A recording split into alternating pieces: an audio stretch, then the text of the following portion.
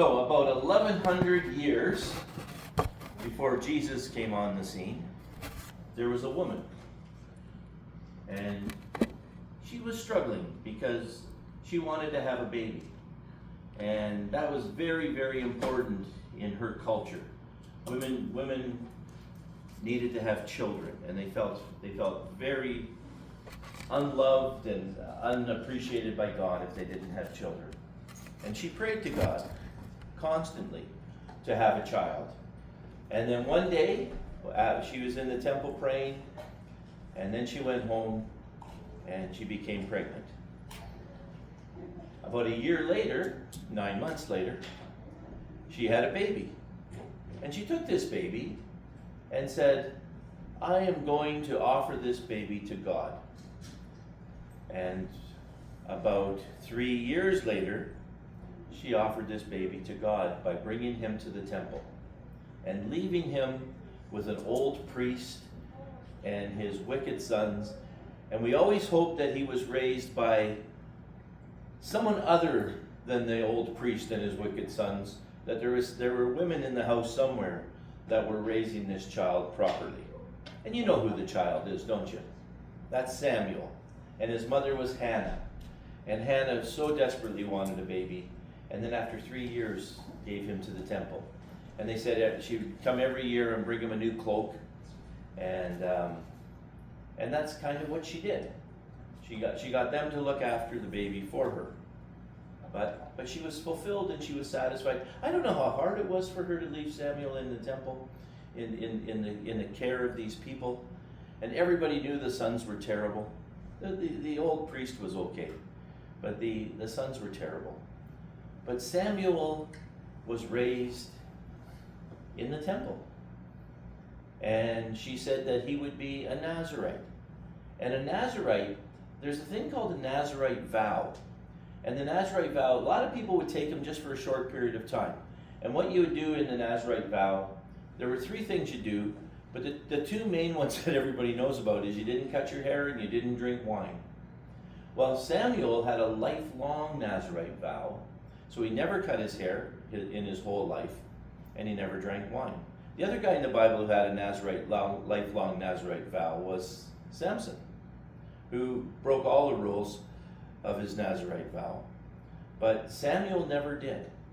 And Samuel, he was probably the only person that was a priest, and he was a prophet, and he was a judge. Because before Israel had kings, God would raise up these judges, and the judges would people would come to them with their problems, and they would pronounce judgment. They were judges, right? My neighbor took my cow, and I'm upset with my neighbor, and the judge would say, well, it actually was your neighbor's cow, so you don't get anything, or yes, the neighbor has to repay you for your cow, and things like this. This is what judges did. They're pretty mundane most days, but sometimes you did pretty important things too. My favorite judge, of course, is the woman, Deborah. She was my favorite judge, but Samuel was a judge. And Samuel lived his whole life for God. And when he turned about 9, they say, about 11, I almost want to say 1109, but it's got to go the other way around. It's got to go the other way around. And I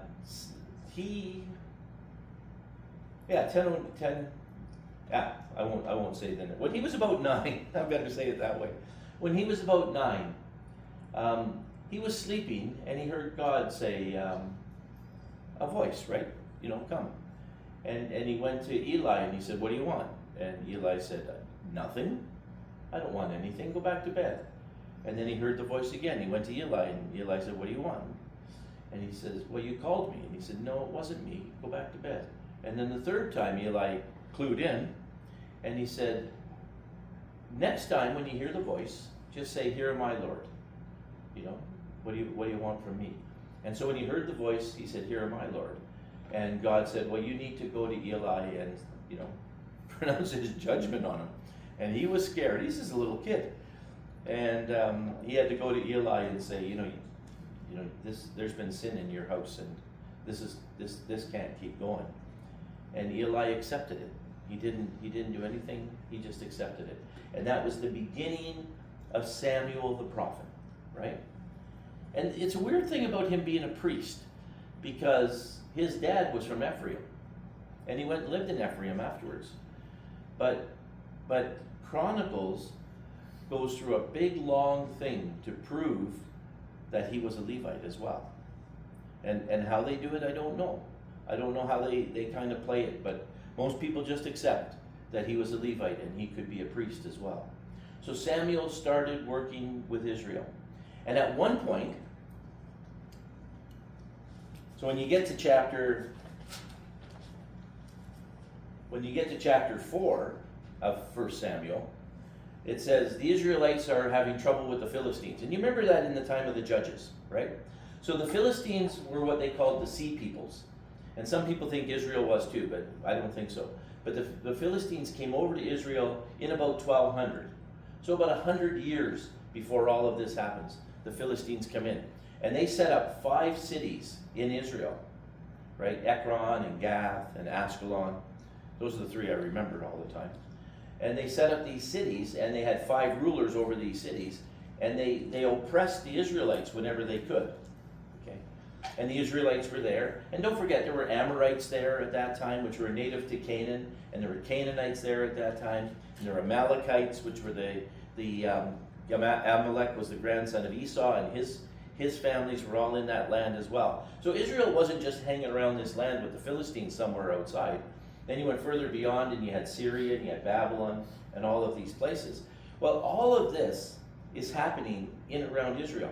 Well, the Philistines are closer, and during the time of the judges, during that period, they were oppressing the Israelites, and they didn't want them to have weapons, because you give people weapons, the next thing that happens is they fight you. So they took away all of their weapons, and they only had plowshares and things that they could use for farming, and they had no blacksmiths. They had to use the Philistines had the blacksmiths, and they had to bring their tools and pay them to sharpen their tools, so that they knew that they were never turning their tools into swords. Turn their later on, the prophecies always say turn their swords into plowshares, but they didn't want them to turn their plowshares into swords. And so the Israelites are having these problems. Now, when you get to this time with now they kind of got over this a little bit, but when you get to this time with Eli, they do have weapons by this point, and Eli the Israelites are going to fight, right? And his sons are there, but his sons are wicked. Okay, and so they're losing against the Philistines, and his wicked sons say, well, if we bring the ark, because the ark is this special thing from God. So if we bring the ark with us when we fight the Philistines in chapter 4, then we're going to defeat the Philistines. And the Philistines are terrified, because the Israelites are coming to fight them with the ark of God. And for some reason, they remember how they get these stories, how they pass around. It's hard to tell. But they remember they had the ark, right? And in Egypt. And they defeated the Egyptians, right? And then when they were traveling with his ark, they defeated the people around him, because his ark was a symbol of their God. So they were bringing their God in. So the Philistines think, no, we're not going to beat these guys at all. And their leaders go, well, you got to man up. You got to man up and fight these guys. Like, we are men and we are warriors. We're going to fight. So they go and fight them. And they beat them. And they take the ark. And Eli's sons are killed, right? His evil sons are killed. And Eli's an old, heavy man, and he's sitting on a chair. And they bring back the message, and he says, what have I heard? What has happened? And the messenger says, well, we lost, and your sons were killed. And then the Bible says, and they've taken the ark, and the Philistines took the ark of God.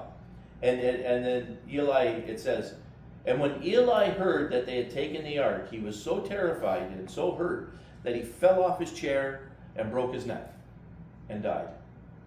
And then his daughter-in-law, one of his son's wives, had a baby, and she was dying in childbirth. And she had this baby, and she called him Ichabod. Remember? The glory has departed, which is so meaningful. Because later on there'd be this headless horseman, and there was this guy named Ichabod. And Ichabod, do you know the story of Ichabod Crane and headless? That has nothing to do with the Bible, by the way. It's a different, very different Ichabod.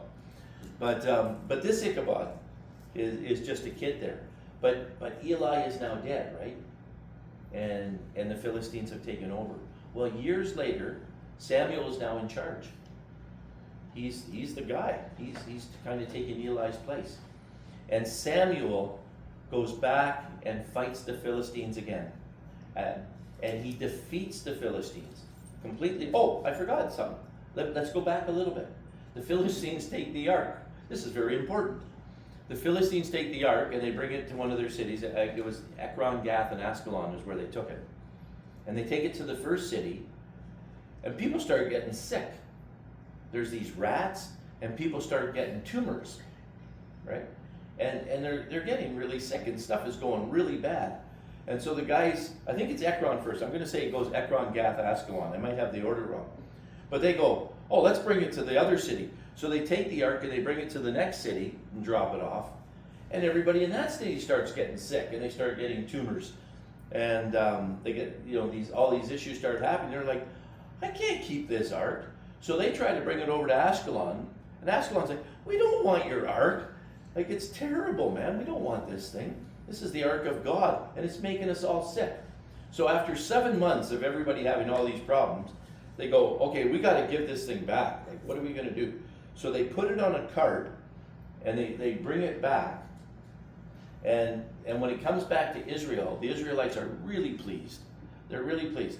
And what they do is they put the ark, and then they for the 5 leaders of the Philistines, they make 5 golden tumors. Now, I don't know what that looks like, but it's made out of gold, so maybe it doesn't look that bad. They have these 5 golden tumors and these 5 golden rats, and they put them with the ark, and they send it back. They send it back to them, and the Israelites are just thrilled to get this thing back. And there's a place called Kiriath Jearim, and they say, okay, let's just keep the ark in Kiriath Jearim for now. And the people in Kiriath go, oh, sure, we'll take it. And so it sits there, I think, for 20 years. It sits in Kiriath Jearim, and they're blessed like crazy from having this ark there. I can't remember who gets the golden tumors, but you might want to melt those down right away. But anyway, so it sits in Kiriath Jearim for 20 years. Then Samuel says, okay, it's time. We can attack the Philistines. And they go and attack the Philistines, and they beat them at a place called Mizpah. Do you remember where Mizpah is? Mizpah is where Jacob and Esau got together. Remember, Jacob was coming, and he was terrified, and he sent some stuff ahead as gifts, and he gets to Esau, and Esau says, I don't need your gifts. I'm rich like crazy. I don't need your stuff. And they make that pact between them, that the Lord be with us when we're absent from one another. And young people in love, they always buy these mitzvah things if they're Christians, and they're 2 parts of a broken heart or something, and it says mitzvah, and when we're absent. And I always want to say, but they hated each other. Well, they actually got together. They were okay by this point, but it never suited two young people in love to me. But that's okay. It suited 2 brothers that were finally making amends, and this is where he defeats the Philistines. And it's shortly after this that the Israelites say, we want a king. Now Samuel's been leading them. He's been their judge, right? He's been their priest. He's been their prophet, and he's been leading them. And Samuel wants his sons to be in charge. But they don't like his sons, because his sons are not good guys. They take bribes, and they make poor judgments. And they say, well, we don't want this.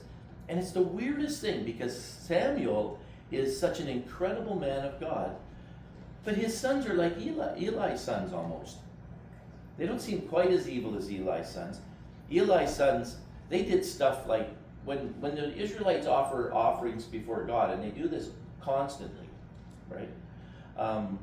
The priest would take a fork, and he would stick the fork, a 3-pronged fork, 2-pronged fork, stick it in the boiling meat, and whatever they pulled out they could have.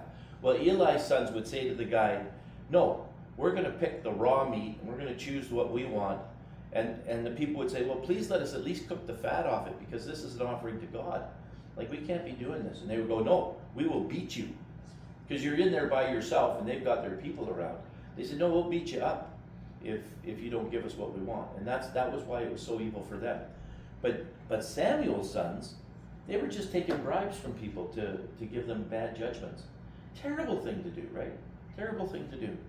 And so the people didn't want Samuel's sons, and they wanted a king. And so Samuel allows it. He allows them to have a king. And then Samuel, he gets Saul. And he goes and God says, Saul, I love Saul in many ways. I was so sorry. I'm always so sorry for Saul, because I love Saul. And when he was a kid, he was a great big, he must have been over 6 feet tall, I don't know. But he was big, and he was good looking, and he was shy, and he was just a nice kid. And Samuel anoints him, you're going to be king. And then he just goes back about his life, because that's sort of the way it goes. He's not the king right away, he just goes back, and then something happens, and Saul gets involved, and then something else happens, and Saul gets involved, and this leads to his kingship. And Saul becomes king. And he starts off so very well. He's kind of hiding. They have to kind of pull him out and make him king. And then it's very political and very normal the way Saul becomes king and the way David becomes king. If you were looking at it as a normal historian, you wouldn't see God's hand in this thing. The only reason we see God's hand in it is because Scripture says God's hand's in this, right? But it's a very natural progression. And Samuel says to them, you don't want a king. You get a king, he's going to take all your best stuff, he's going to take your land, he's going to take your children and put them in the army. And Saul becomes a king, and he does all of those things. Just like that. And as time goes on, he starts off really well, and as time goes on, he becomes less of a king. He becomes poorer, and he's in a battle. Now the first one was against the Philistines, I think, and he's in this battle with them. And Samuel says, look, I'm going to be there, I'll say 5 o'clock Saturday, I'm going to be there, and we're going to make an offering before God, and everything's going to be fine. And so they get there, and Samuel doesn't show up. So where's Samuel?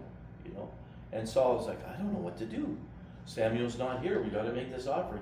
So Saul goes and makes the offering, right? Saul makes this offering before God. And as soon as he finishes, Samuel shows up. And Samuel goes, oh, Saul, what have you done? If you had just waited for me, you would have been king forever. They would have had to figure out how to get Jesus in Saul's line rather than in David's line. You'd have been king forever. But because you did this thing, God rejects you as king. And it's after that he starts flipping out, that Samuel starts having these mental issues and these depressions, and all of these things start happening to him, right? But he stays as king for a while.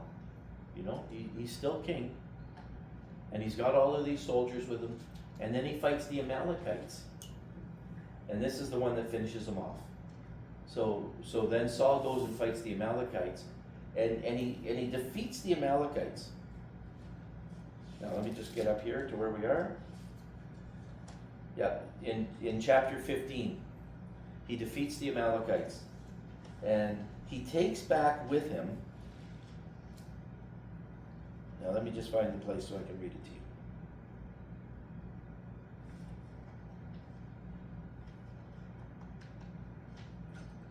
Then the word of the Lord came to Samuel. Saul attacked the Amalekites.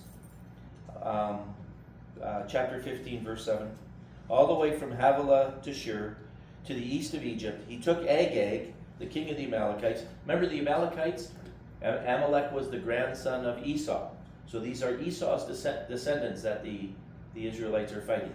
Jacob and Esau made the pact at Mizpah. Well, these are his great-great-great-grandchildren. And all his people he totally destroyed with the sword. But Saul spared Agag and the best of the sheep and the cattle and the fat calves and the lambs, everything that was good. They were unwilling to destroy, but everything that was despised and weak, they destroyed. So they kept all the good stuff from this battle, which is normal, unless God told you don't keep anything. And that's what God had told Saul. Don't keep anything. Destroy everything. Then the word of the Lord came to Samuel, I'm grieved that I made Saul king, because he has turned away from me and not carried out my instructions. And Samuel was troubled. And early in the morning Samuel got up, went to meet Saul, and he was told, Saul has gone to Carmel. And there he set up a monument in his own honor, and has turned and gone down to Gilgal. Now Gilgal was where Saul's palace was, by the way. His palace was over the border of Benjamin. Oh, it's about 3 to 5 miles. It's about 5 miles northeast of Jerusalem. That's where it is. And Samuel reached him, and Saul said, the Lord bless you. I've carried out the Lord's instructions. And Samuel said, well, what is that bleating I hear? And this is the lowing of cattle I hear. And Saul answered and said, the soldiers brought them from the Amalekites. They spared the best of the sheep to be sacrificed, but we totally destroyed the rest. Stop, Samuel said. Let me tell you what the Lord told me last night. Tell me, Saul replied. Samuel said, although you were once small in your own eyes, did you not become the head of the tribes of Israel? And the Lord anointed you king? And then you sent you on a mission saying, completely destroy those wicked Amalekites. Make war on them until you've wiped them out. Why did you not obey the Lord?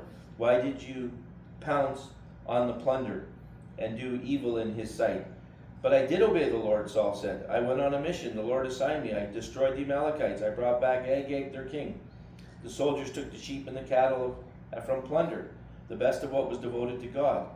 But Samuel replied, does the Lord delight in burnt offerings and sacrifices? You remember the song does anybody remember a guy named Keith Green? To obey is better than sacrifice. I want more than your money. I want your life. That's what he's saying in Saul. To obey is better than sacrifice, and to heed is better than the fat of rams. For rebellion is like the sin of divination, and arrogance like the evil of idolatry. There you have rejected the word of the Lord, and he has rejected you as king. And that's the end of his kingdom. Now it's going to be another 15, 16 years before he's no longer king. But that's Samuel. Samuel had to deliver this message. Samuel told them don't have a king. They wanted a king. They got a king. And then Samuel actually just chose them all out for choosing a king. Right? He said, I told you not to do this. You're going to be in trouble for doing this. But look, I'm not here to judge you. Just obey the Lord. And they don't. They don't. Israel doesn't. And so Samuel is the guy responsible for all of these things that are going on in their lives. And he kind of stays with Saul and continues to help Saul a little bit. But now he's gone and he's anointed David. And now Samuel's next job is to anoint the second king over Israel. Breaks his heart, right? And he goes the second time and he gets to David's family, and they go through all of David's brothers, right? And he goes, no, it's none of them. It's none of them. Is there nobody left? And they say, well, we have David who's out looking after the sheep. And people make a big deal about that. Remember, by New Testament times and at different times, people that looked after sheep were considered kind of, they were less lower class and stuff. But in David's time, that wouldn't be the case. He would have been just one of the brothers looking after the sheep. It was his turn probably. Now I got to say probably because it doesn't say it in Scripture. It was probably his turn to look after the sheep. But one person can't look after the sheep. You got to have rotating shifts, looking after the sheep. So probably the brothers did too. Now his oldest brother was by now in Saul's army and getting ready to fight Goliath when he calls David forth and he anoints David. Now David's going to be another 14 or 15 years after he gets anointed before he becomes king. And he doesn't want it either. Just kind of nice. He doesn't, but this is Samuel's job. This is what Samuel does. And this is the part of Samuel that you see. Right? There's so much of Samuel you don't see. Like we don't know who his wife was. We don't know, like he obviously had a wife because he had children. He at least had 2 sons. I don't know if he had other children. And so he had a normal life as well. But this is what he did. This is what God led him to do. All of these things in his life. And my favorite story is my last story with him. Just before Saul kills himself, and Saul kills himself. He gets stuck, and he's kind of there, and he asks his armor bearer to kill him, and his armor bearer won't. He eventually just falls on his own sword because he doesn't want to be taken. He doesn't want to be taken. And just before that happens, David's already in his court playing songs, and he's throwing spears at David and all that stuff. That happens. David spared his life a few times.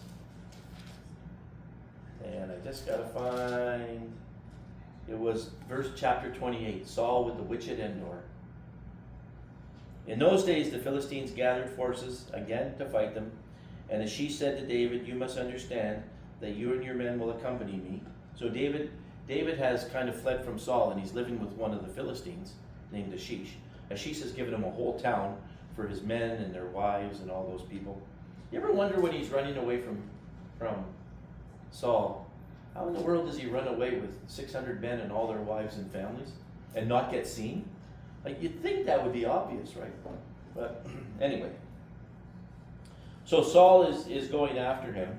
And when Saul sees the Philistine army at this point, this is not a time of David, but he inquired of the Lord, and the Lord did not answer him by dreams or by Urim or by the prophets. So God is silent. And he says, "Is there anybody I can ask?" And they say, "Well, there is this one in Endor." So Saul disguised him. So this is the witch at Endor. So he's going to go see a witch. That's how desperate he is. He's not even listening to God stuff. He's going to see witches. Now, he disguised himself by putting on other clothes and went to see her at night. And two of the men went to the woman. "Consult the spirit for me," he said, "and bring up for me the one I named." And the woman said to him, "Surely you know what Saul has done. He's cut off the mediums and the spiritists from the land. Why do you set a trap for me to bring about my death?" And Saul swore by the Lord, "As the Lord lives, you will not be punished." And the woman asked, "Whom shall I bring up?" And he said, "Samuel." And the woman saw Samuel, and she cried out at the top of her voice to Saul, "You have deceived me. You are Saul." It's kind of a weird story, isn't it? It's such a strange story. And the king said to her, "Do not be afraid of what you see." And the woman said, "I see a spirit coming from the ground." "What does he look like?" he asked. "Like an old man wearing a robe." Then Saul knew it was Samuel. You think every old man wore a robe in those days. But anyway, he knew it was Samuel. And he bowed down and prostrated himself on the ground. And Samuel said to Saul, "Why have you disturbed me?" Can you imagine being Samuel? And you've had all of these years of hassles with Saul. And you finally died. And everything's going to be fine. And then he calls you back. And you have to come back and see him again. You're like, "Would you leave me alone? I'm dead. Stop this." And the scholars struggle with this because they don't like this whole idea of a witch finding Samuel and bringing him up. But I don't know if it ever worked for her before. I don't know if witches ever had that power. But it worked for her this time and scared her very badly. But I always loved it. I just love Samuel. You just can't get away from Saul. And then that's the end. And then he tells Samuel, I better finish off the story here. Bringing up Samuel, the woman saw him. Then Saul knew it was Samuel, and he said, "Why are you disturbing me? I'm in great distress. The Philistines are fighting. God's turned away. There's no longer any answers, either by prophets or dreams. So I called on you." And Samuel said, "Why do you consult me, now that the Lord has turned away from you?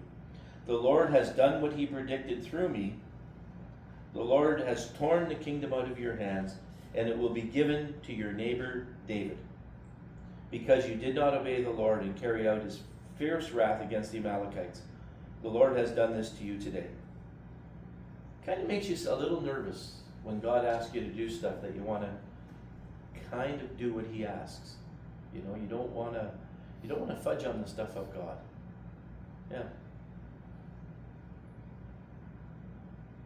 The Lord handed over both Israel and the Philistines, and tomorrow you and your sons will be with me. And that's the one that makes us all sad, because Jonathan ends up dying because of his father's sin. And Jonathan was a fabulous guy. But that was Samuel's last thing that he did after he was dead. And that's the man Samuel, who followed God, had trouble with his own family. Like he had a normal life. He had his struggles, and it doesn't talk about any of those struggles. It just talks about the mighty things he did through his life. And he's an incredible person. And maybe we can be incredible people of God too. Just, when we hear his voice, we say, "Here am I, Lord, what do you want me to do?" And then we can go on and we can do things for God. And it's one of those strange things, because I don't know that I can do things for God like that. I've always had this easy Canadian life, and I'm quite happy with it, right? But a lot of people listen to God and they follow him. We always think they're weird and strange when they do, but they do. They do. We had a guy named Mark Buntain, and he was in India, in the same place that Sister Teresa was. And he did amazing things for God in India, incredible things for God. And he would tell people, you accept Jesus and you're going to get jobs and your lives are going to get better. And he worked with the lower castes. Everything's changed now, but in those days, the lower castes were still, pretty much despised and stuff. And we said, how can you do that? How can you offer that? And he said, you know what? When you become a Christian and you start living right, your life gets better. And so there was just a natural thing to it too. But when you were with Mark Buntain, he would run off and start speaking in tongues and pray. And you'd run to the corner and start praying. You'd run over here. You're like, what are you doing, man? You're kind of nuts. But he wasn't at all. He was just very close to Jesus. And that's an amazing thing. So I hope for us that we just listen to God and say, yeah, I'll do what you want, God. I think I'm okay to do that. And maybe that's the message.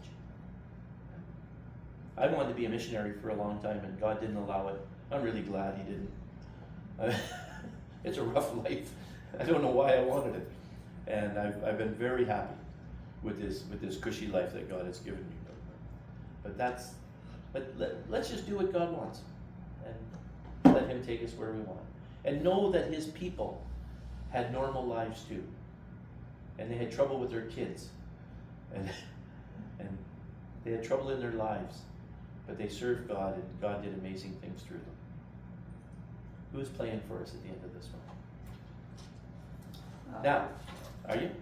Marlu's playing. Marlu's playing this time? Before we have Marlu come and play, I have my oil. My boss at work made fun of me because I had oil. I was going to pray for somebody that day, and I had my oil with me. And he goes, "Oh, you Pentecostals in your oil," because he's Dutch Reformed. I said, "Well, I'm becoming more Dutch Reformed." He said, "Well, one day I'll pass you in the hall." I'll say, "Yep," and we'll high five, and I'll just slap the oil in your hand, and you can become more Pentecostal, and I'll become more Dutch Reformed. We'll see how it turns out. So, does anybody want prayer? I'll even come back to where you are. Would anybody like prayer? Just raise your hand while Marlu prays, and I'll just come back and pray for you.